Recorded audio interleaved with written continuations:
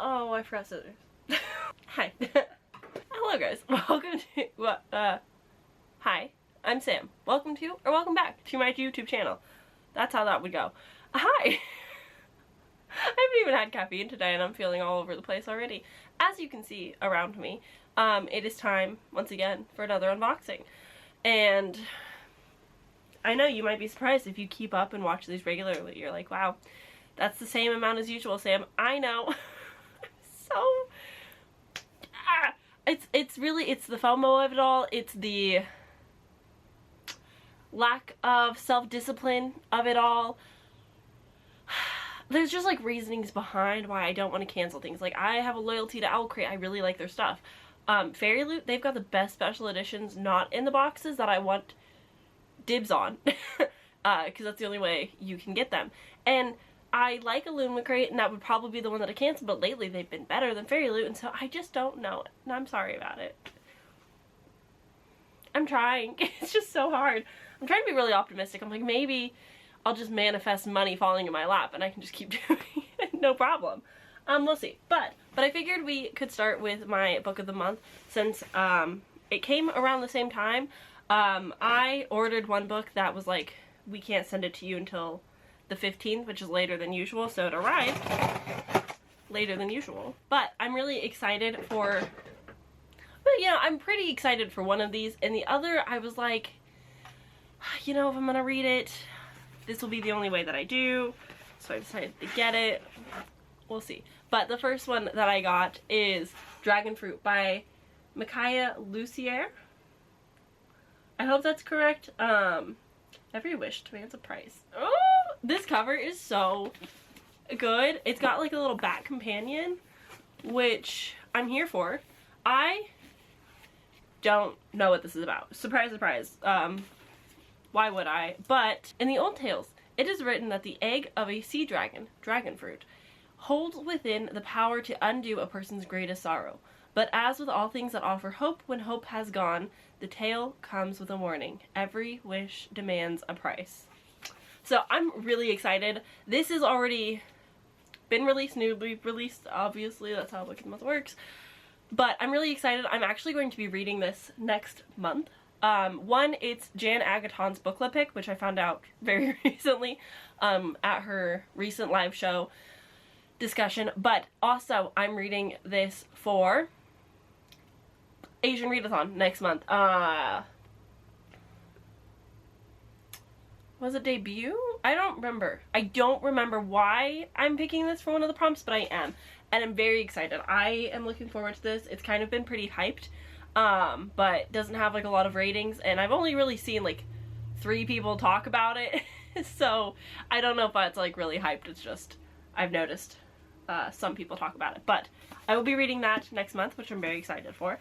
And then, of course, the bookmark says, page is just a number. I think they gave me that one already. But... okay, well now it's lost forever, so whoops. But I also got The Familiar by Lee Bardugo as my add-on. This is fantasy. It's, I believe it's like, yeah, Madrid, Spanish fantasy. I don't know what era this is, but I feel like it's old Spanish influence.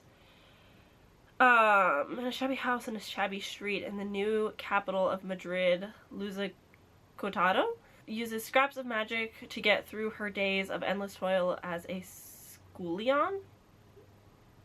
This is gonna be so fun. Good thing I'll have an audiobook. So what?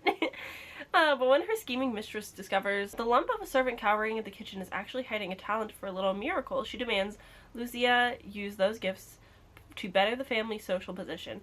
What begins as simple amusement for the nobility takes a perilous turn when Lucia garners the notice of Antonio Perez, the disgraced secretary to Spain's king. Still reeling from the defeat of his armada, the king is desperate for any advantage in the war against England's heretic, England's queen, and Perez will stop at nothing to regain the king's favor. Determined to seize this one chance to better her fortunes, Lucia plunges into a world of seers and alchemists, holy men and hucksters. The lines between magic, science, and fraud are never certain. but as her notoriety grows, so does the danger that her Jewish blood will doom her to Inquisition's wrath. She will have to use every bit of... Why am I reading it like that? She will have to use every bit and will to survive, even if that means enlisting the help of Julian Angel? Angel? I don't know how Spanish this is getting. Anywho, an embedded immoral familiar whose own secrets could prove deadly for them both. Wow. I did not really plan to read that whole synopsis to you, but that is what happened. So this sounds interesting. It sounds like something I could enjoy. Reviews coming in have not been the most positive, which worries me because I did not really like Ninth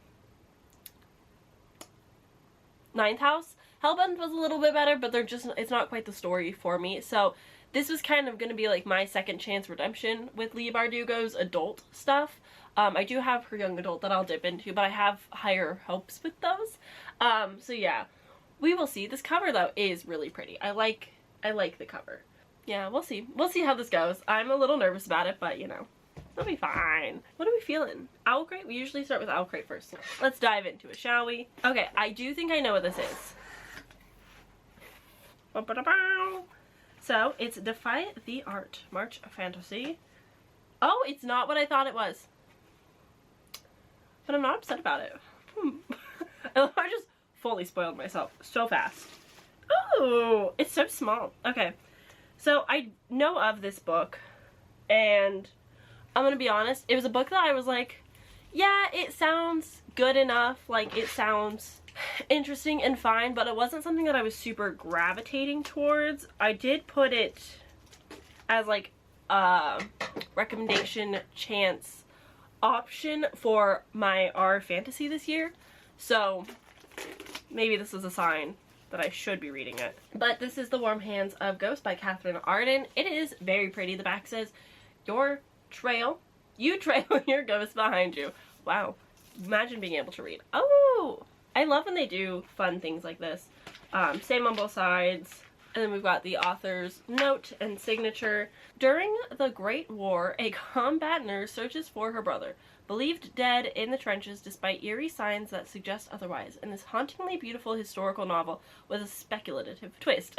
So this is the author of The Bear and the Nightingale. I thought that name sounded familiar. I do own it. I have not read this trilogy yet. It's one of those like winter things that you're like, when I'm in the right mood and atmosphere, I'll pick it up. But we're not there yet. But I know that she leans historical, which, you know, makes me like a little bit hesitant and less like eager to pick something up. But January 1918, Laura Ivan was a revered field nurse until she was wounded and discharged from the medical corps, leaving behind a brother still fighting in Flanders. Now home in Halifax, Canada, Laura receives words of Freddie's death in combat, along with his personal effects. But something doesn't make sense. Determined to uncover the truth, Laura returns to Belgium as a volunteer at a private hospital, where she soon hears whispers about haunted trenches, a strange hôtelier whose wine gives soldiers the gift of oblivion. Could Freddie have escaped the battlefield only to fall prey to something or someone else? November 1970. Freddie Ivan awakens after an explosion to find himself trapped in an overturned pillbox with a wounded enemy soldier, a German by the name of Hans Winter. Against all odds, the two form an alliance and succeed in clawing their way out. Unable to bear the thought of returning to the killing fields, especially on opposite sides, they take refuge with a mysterious man who seems to have the powers to make the hellscape of the trenches disappear. As shells rain down on Flanders, the ghosts move among those yet living. Laura and Freddie's deepest traumas are reawakened. Now they must decide whether their words are worth salvaging or better left behind entirely. Yeah, like, I don't know how historical this is going to get. Ooh, this feels so nice. So, if you don't know, I love aardvark books, and this kind of has a almost similar feel to the aardvark, but it's just a very simple design on the naked, which I do like. The blessed forget and the damned remembered. This looks, yeah, it feels nice, it looks nice. And then there's also this very nice reverse dust jacket. I think it's nice. I do think I prefer like the roses and stuff, but if you want a little bit of character art, there you go.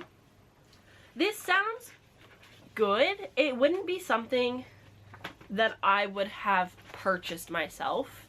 It's definitely something that, like, if I heard enough good reviews, I would have maybe picked up the audiobook for it. It's not something that I'm like, oh, I really want to read that. It's just kind of like a, yeah, I could read it. I'm sure. Like, it's not anything crazy, but it is pretty. It's a very pretty book, so I won't complain about that. Now, we can jump right into the young adult. Now I know what this one would have to be, because I guess that makes sense. The book I was thinking about, I believe, is YA. So, that would make more sense to me. Secrets and Masks. Okay, the first thing that I'm seeing. Oh, is this one of those, like, reusable... Oh, God. I think it's one of those reusable Ziploc bags. You know, like the plastic bags we all put our little snacks in. It's like a reusable one of those. And on the front it says, "It's not always enough to go looking for the place we belong. Sometimes we need to make that place." Reusable snack bag. I was right. Inspired by the Very Secret Society of Irregular Witches, designed by Lisa Errico at Little Forest Cat. What a cute little username. I love that. Have not read the Very Secret Very Secret Society of... No, I did read... Oh, how embarrassing. No, I did read the title with a very long title that I don't like. It was fine. I'm not a cozy reader, but this is a cute little design. How often I will use it, I'm not sure. Definitely need to wash it, though. Okay, the next thing I see will never get use out of me, and I'm not even going to bother opening it, sorry. I don't use umbrellas. I live in the nice state of Oregon where if you are a native to Oregon and you use an umbrella, you are frowned upon, you are shamed, you are looked down on. Like, it's not normal here. We can tell when somebody's like, who is here for like tourist purposes and who's like native, because we just don't, like, obviously there's the people that do, but like for the most part, a lot of Oregonians don't use umbrellas. So it's cool. I can officially say that I own an umbrella, which I can't have said in the last, like, too many years of my life. But I can say I have one now, I guess. This umbrella is inspired by Spirited Away, and it was designed by... I always forget how to pronounce... I'll have it on the screen. I've listened to, like, the translator of it so many times because a lot of, like... It's a very common surname, and I just never can remember. I'm trash. What can I say? Okay, now I see the pin. This is the third. It's March 3rd in the collection. So this is the perfect pairings. I don't think I know who dems are. Ah, Shades of Magic Trilogy by V.E. Schwab. So here's the thing. I like this collection. I think that the Book of Tomes were better. My issue, though, is, like, in this scenario, it makes more sense for them, like, when you pull it apart, although I feel like it's gonna break. Ugh. When I pull them apart, I wish that, like, the characters were looking at each other rather than away from each other, because they're already back to back. But I guess, I don't know. I don't know how you would design these better, but they don't feel very interactive. Like, there's no purpose of opening them besides, like, a gimmick. And I think the gimmick of, like, opening the book made more sense. So, I'm, you know, so-so on the pin collection this year, but alas. As I said, inspired by Kel and Lila from the Shades of Magic trilogy, and is designed by Sayer Art. Okay, the next thing that I'm seeing is a cute little sign. And it says, "Here be dragons, go away, I'm reading." This is a very cute little sign. I will probably hang this somewhere. I like dragons. "Here be dragons, enjoy a retreat in your reading with our dragons hanging door sign." Inspired by the dragons that hide away in seclusion, this gorgeous sign was designed by Sarja Fox at Sarja Fox. It's very cute. I like this design. It's very thick and, like, pretty solid in material and quality. And I just think the design is so pretty. It's so cool. It'll look so good on the wall. So, here is a journal. It says, Angard, Emily, Muirden, and on the other side it says, "Survival is bravery too." And this is a sketch pad.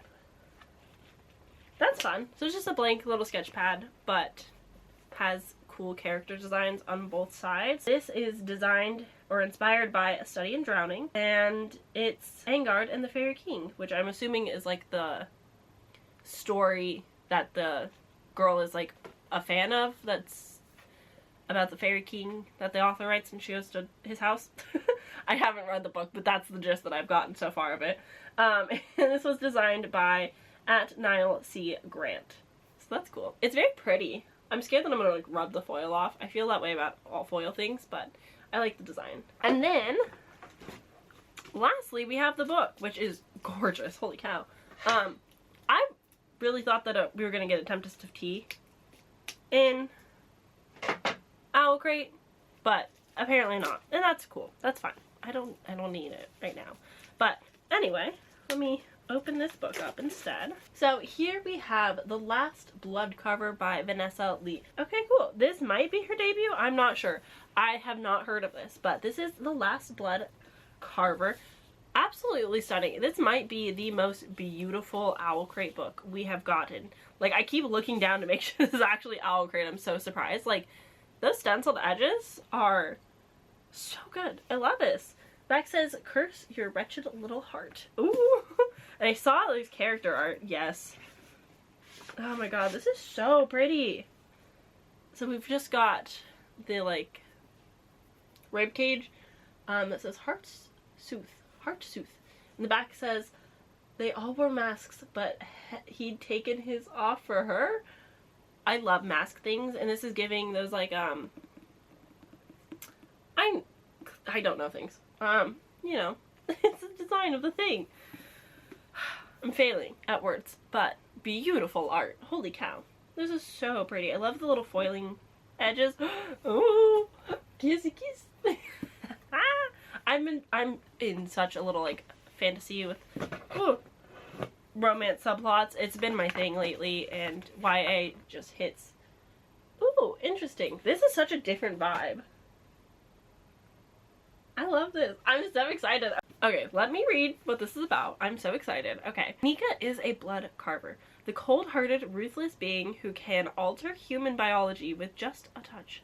In the harsh industrial city of Thumas, she is seen not as a healer as she was meant to, but a monster that kills for pleasure. And in the city's criminal underbelly, the rarest of monsters are traded for gold. When Nika is finally caught by the infamous butchers, she's auctioned off to the highest bidder, a mysterious girl garbed in white. But this strange buyer doesn't want to use Nika as an assassin or a trophy piece. She intends to use Nika's blood carving to heal the last person who saw her father's killer. As Nika delves into the investigation amid Thuma's wealthiest and most powerful, all signs point to Ven Kachin, an alluring yet entitled physician's aide intent on casting her out of his opulent world. Despite his relentless attempts to push her away, something inexplicable draws Nika to him.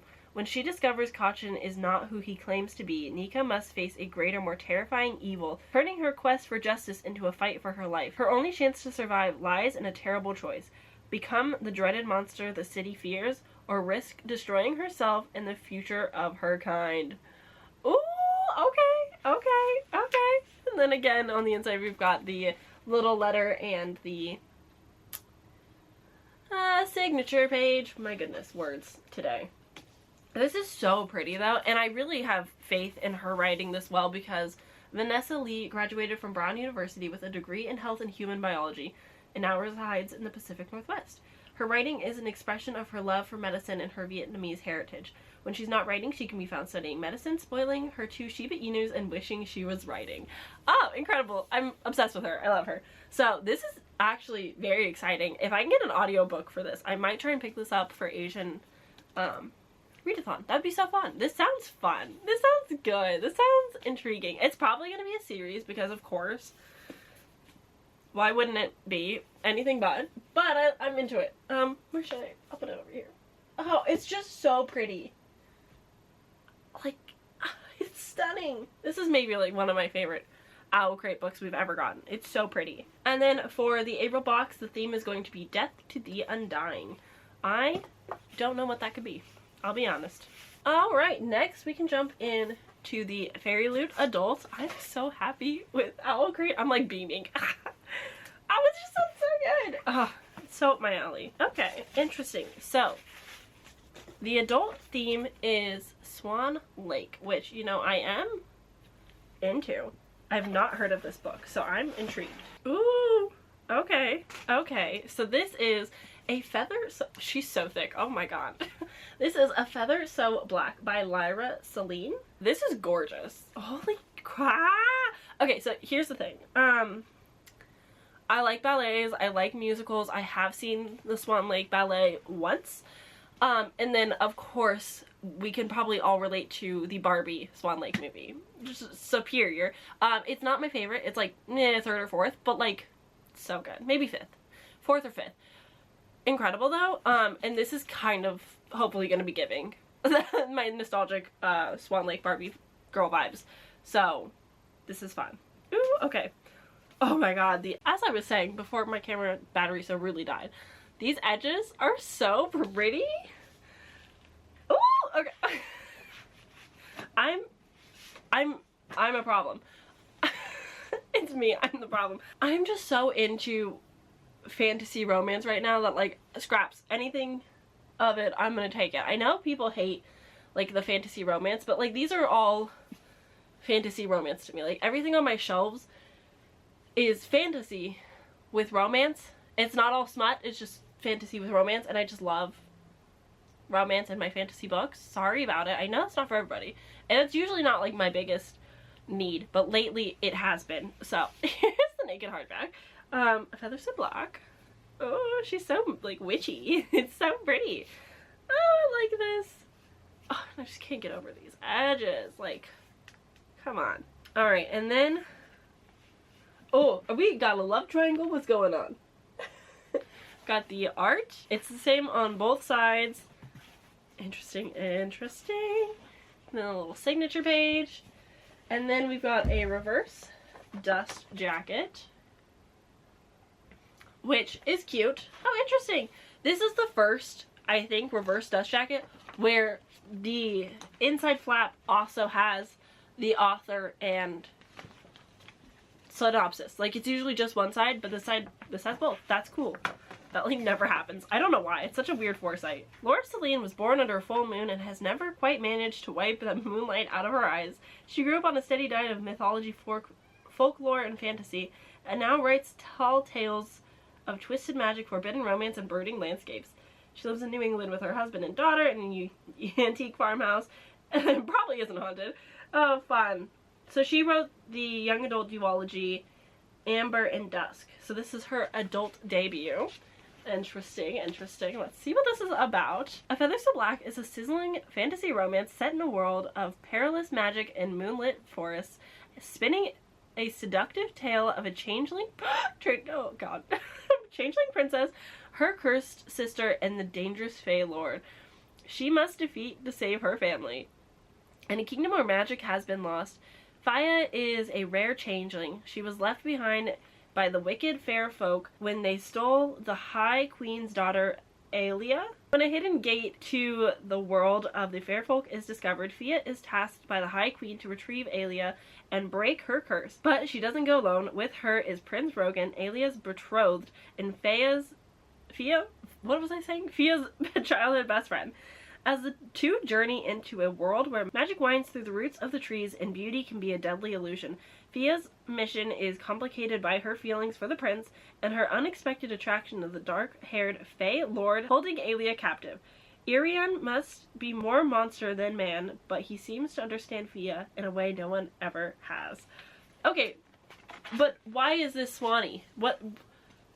Where do the swans come in? Like, obviously they're here, so, like, they mean something, but, like, what do they mean and why? I need to know. This doesn't sound, like, groundbreaking or revolution or anything, but I am still quite intrigued. I love a love triangle that's, like, sticky and complicated and, like, sure, she's got feelings for her best friend, but, like, it clearly states that she's also got feelings for this Dark Lord. So it's not hopefully going to be, like, super love triangle-y in the sense of, like, obviously she's into the Fae Lord and that's who she ends up with. So her feelings with this prince are just, like, there. But if it adds drama with the kidnapped princess, then, like, maybe it could be good. I don't know. We'll have to wait and see. Let me just put that there. Oh, so pretty. It's so pretty though. Okay, now we can get into the young adult box. It's wild. I'm now just starting to like really get into reading my book boxes. And I'm having a great time with it this year. Like, I know that's the point, like, you get your book boxes, you read them, instead of just having them sit on your shelf forever. But this year, I'm finally reading them like I'm supposed to, and I've just been having so much fun. So, ciao! Alright, first thing, I think this is a book sleeve with a pocket. Probably, like, to put your Kindle if you have one, or something. Vengeance Never Dies. A Tempest of Tea. Ooh. This is so soft though. Like, very padded and cushioned, but very cute art. I'm into it. She's so pretty.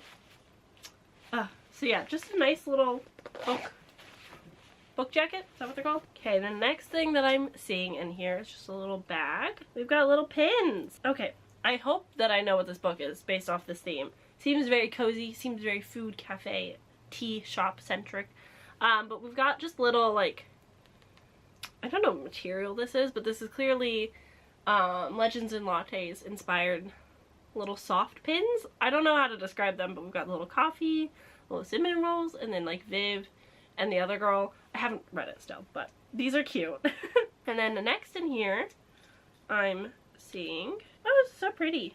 So we've got just like a little miniature letter opener dagger. I like these. It looks very similar to the Cruel Prince one that I have, but like a much smaller scale of one. But pretty nonetheless. They are cute. This one definitely feels like you could probably open letters easier, where this is just like a sword replica. I would love to tell you more about these things, but I have to get to the spoiler card. Next we have the Ray Bear soap dish, designed by Julia Reinhardt. Where would I put a soap dish? I don't know. But could be like a cute jewelry trinket tray. Okay, so if you just ignore the holes in the center where like it can drain, it's cute. I like the sides a lot more for sure. But you've got the little lions from the Ray Bear. I haven't read Ray Bear. It is on my potential like TBR for this year as a possibility. But it's cute. It's not quite my style, but I like the little flowers. So I could probably do something more so with the flowers. And then next we've got Never Fall in Love with a Fate by Stephanie Garber. A little, assuming this is for tea. I still don't drink tea. It's still not something that I really do. And this is almost too big to stick my big hand in to grab pieces of paper like I do with those ones. So I will have to find some new cute use, but I do really like this. I really like the aesthetics of anything Stephanie Garber. She just, I know some people don't like her. I'm a fan. What can I say? She got me into reading and fantasy so much more, and I just like the vibes. Okay, so now we can get down, I guess, to the, oh, okay, finally, the spoiler card. Alright, so here we have Heists and Hustles. Okay, for sure the book that I'm hoping to get. So the Tempest and Tea themed book sleeve is designed by the LOL Loco. I'm not entirely sure if that's how you say it. LOL Loco. Probably more LOL. I really like that it has a pocket though. The pocket really makes me happy. I would like to get a Kindle soon. I have one on my wish list. And then, oh, I would have not guessed. I don't wear Crocs, so that would be why. These are Shoe Charm. My sister loves Crocs, so maybe I'll let her read Legends and Lattes, and then she can have these. Cause I don't know what else I would. I'm not a Crocs girl. Sorry. But these Shoe Charms are done by @Bluely Art, not Bluely Boo. Art by @Bluely Boo. But yeah, our Legends and Lattes inspired. I knew it. The letter opener is, oh, okay. Wow, Hobbit fans, don't come for me. So the letter opener, designed by @NoOneDesigns, is inspired by The Hobbit by J.R.R. Tolkien. So that's fun. Definitely makes sense now that I'm looking at it. It very much has like that elven feel and vibe to it. But it's fun that we got 5 items plus the tarot cards. We usually get 4, so that's exciting. Especially because these are like bigger items. Like usually if it's like 4 items and one of them's a sticker sheet, I feel cheaped out. But this is 5 items and they're all big. ain't good. So that's wild. But as I said, the soap dish is done by @Julie_Reinhardt, inspired by Ray Bear. And then we've got the tin tea, which is also art by Bluey Boo. Once Upon a Broken Heart. So that's cool. Oh, great. Okay, and then we got the tarot cards, which have Lila as the Queen of Moons and Severin as the King of Moons from the Gilded Wolves by Roshni Chosky. I have the first book, but I have not read it yet. I really want to get into the series. I heard that it doesn't end super great though, which makes me kind of like, it's limited, but they're cute. These are very vivid and bright colors, which I'm really into. Very fun, very Mardi Gras kind of feel, but I like it. They're cute. And then we have the book, which is what I was hoping to get, because I also have plans to read it next month for the Asian Readathon. And it's actually just like my Asian author prompt pick. It's a very easy one, very simple and basic, but I just would really like to prioritize this because everybody is reading it. And no, I haven't read We Hunt the Flames. Am I doing myself a disservice? Maybe. What can you do? So we've got the little like bookmark. Just watched. Sorry, my friends are sprinting in the background and I just watched like Emily disappear on her own sprints. So that was comical. And she's back. Okay. Anywho, it's A Tempest of Tea by Hafsa Faisal. And this is so pretty. Oh, so gorgeous. This art on the back is giving me The Baker Thief, which I haven't read. I was going to read it last year but didn't get around to it. But it's kind of giving me that same art style and feel. Then we've just got fun little edges. I know that this is about vampires and having this tea house by day and vampire blood bar by night, which is like super illegal. Vampires are bad, and she gets found out and somebody is like, hey, they're gonna come to your place at night and see what's going down, so like you've got to be quick. And she ends up on a heist. I don't know where it goes from, like how we get to the heist. I just know that it gets to a heist. Interesting. Usually when you open it you got your synopsis right there, but no, they say nay nay. Look at my gun. I know it's a heist when you've got like this little like misfit group of people. Oh my god, the costumes, the vibes. I love that I call it costumes if it's not like their everyday wear. So then we've got an umbrella on this side. It's not, wow. Wow, they really said you don't need to know nothing about this book. So I'm so glad that I knew a little bit that I could somewhat pitch it to you. But I was showing that we've got the umbrella on the other side. And then we've got the naked hardback A Tempest of Tea. And then on the back is just like a cute little teapot. This is very pretty. I don't drink tea. I'm not a tea person.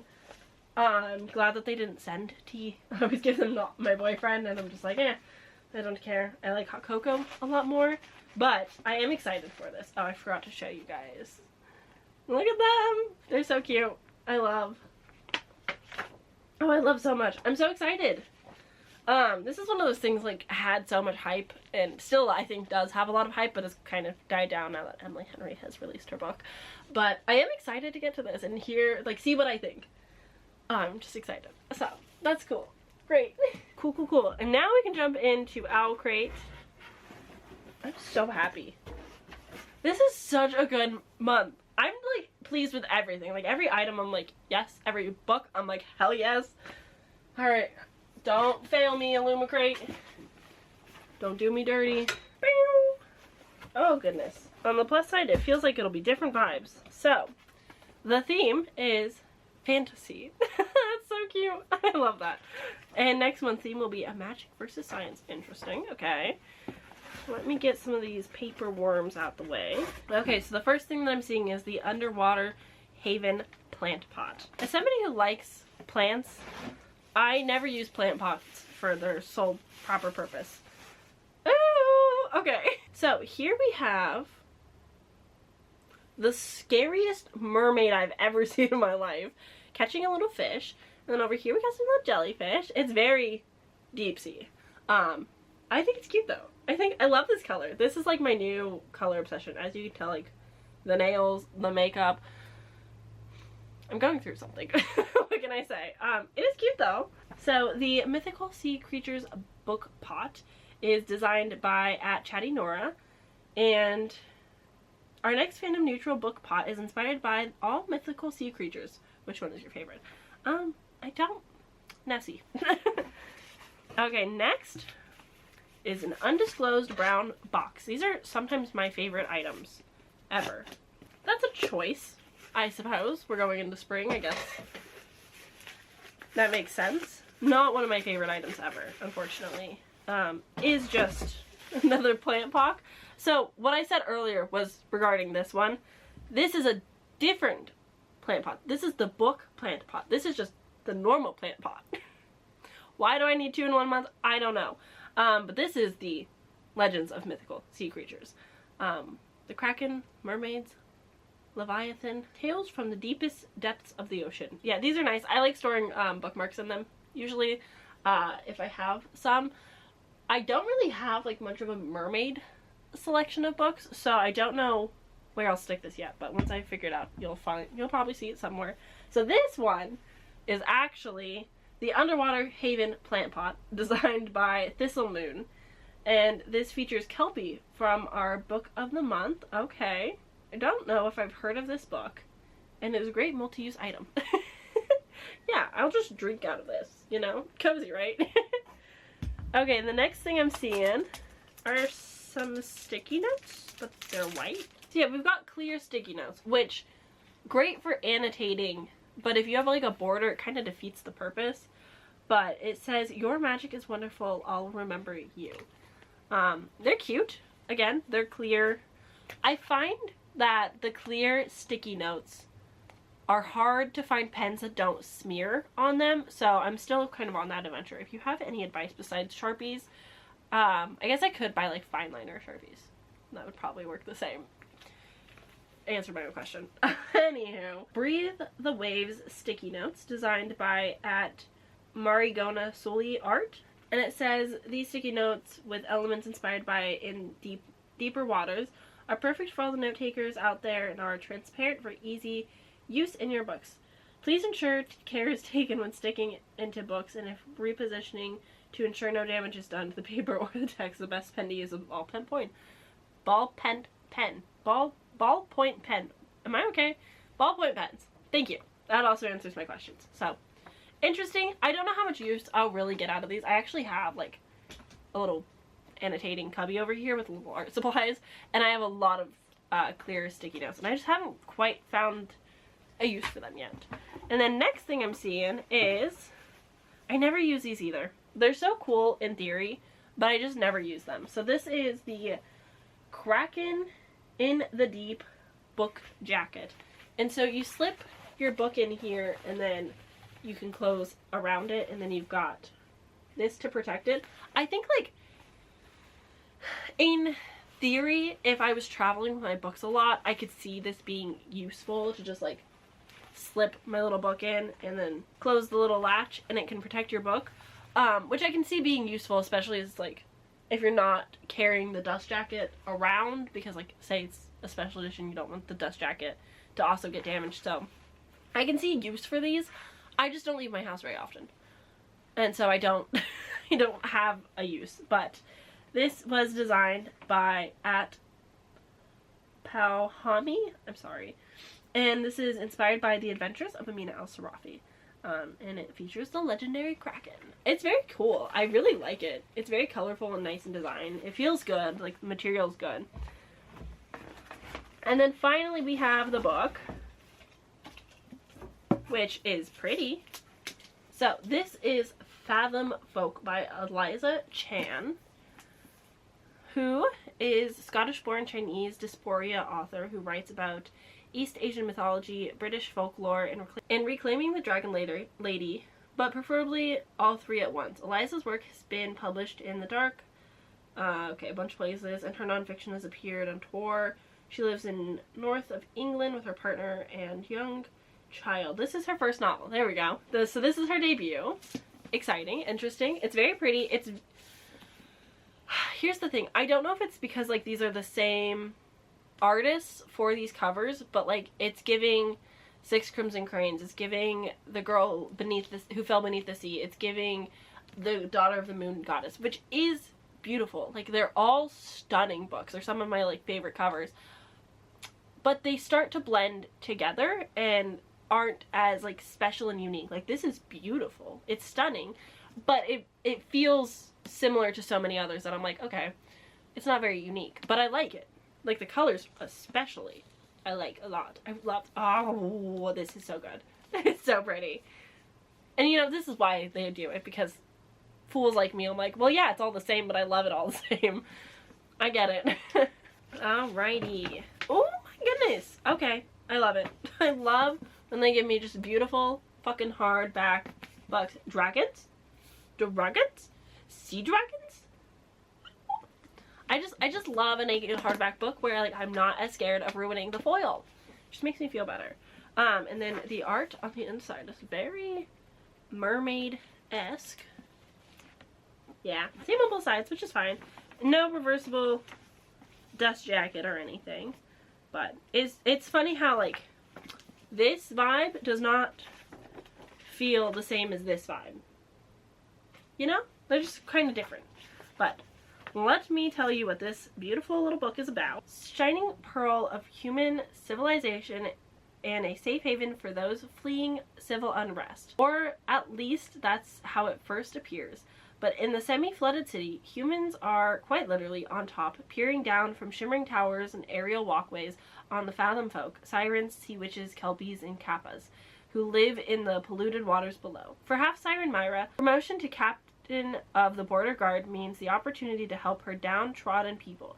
But if earning the trust and respect of her human colleagues wasn't hard enough, everything Mira has worked towards is put in jeopardy when Nami, a know-it-all water dragon, Fathom folk royalty, is exiled to the city, where extremists sabotage the annual boat race. Violence erupts, as does the clampdown on Fathom folk rights. Both Nami and Mira must decide if the cost of change is worth paying, or if Hikaiwi should be left to drown. This debut fantasy inspired by East Asian mythology and ocean folk tales is perfect for fans of Jade City, The Bone Shard's Daughter, and House of Earth and Blood.